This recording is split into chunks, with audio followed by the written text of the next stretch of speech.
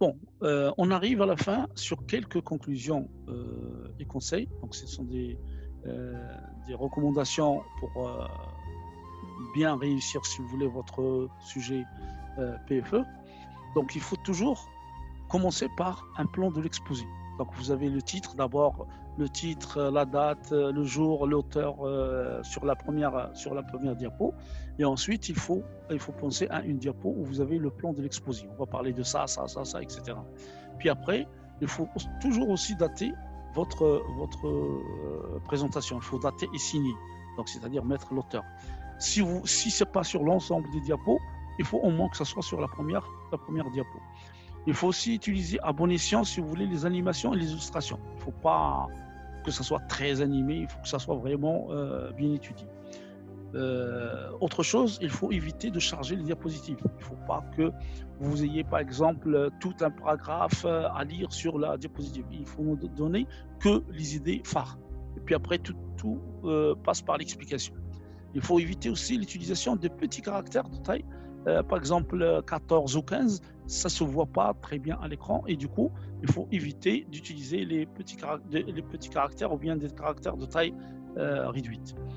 Il faut mettre un titre sur chaque diapositive, évidemment. Par exemple, ici, là, vous voyez, conseils et recommandations. C'est pas aussi gros que celle-là, mais il faut étudier aussi les tailles, etc. Il faut limiter le nombre de couleurs. Par exemple, là, vous voyez le noir, il n'y a pas d'autres couleurs. Mais on peut mettre, par exemple, le bleu, parce qu'il y a un fond bleu ici. Donc, on peut mettre deux couleurs et non pas 36 000 couleurs. Donc, il faut éviter de mettre le rouge, et surtout des couleurs voyantes. Il faut essayer de limiter l'utilisation de ces couleurs. Le fond, il doit être discret, généralement blanc. Donc sinon, il faut qu'il soit discret et clair. Et il faut aussi tenir compte de contraintes d'impression. Il ne faut pas mettre des choses qui vont consommer si vous voulez, la cartouche. Rien qu'en 3 ou 4 diapos, vous allez consommer votre cartouche. Donc il faut faire attention. Donc si vous voulez imprimer votre document par la suite. Donc exposé oral, lorsque vous exposez votre présentation, il faut absolument faire des répétitions avec chronométrage. C'est-à-dire il faut chronométrer chaque passage et savoir que ça dure 30 secondes, ça dure 1 minute, ça dure 2 minutes. Il faut que ça rentre soit 15 minutes, soit 20 minutes selon les exposés, pour laisser place tout simplement aux questions, etc. Et pour que ça soit supportable.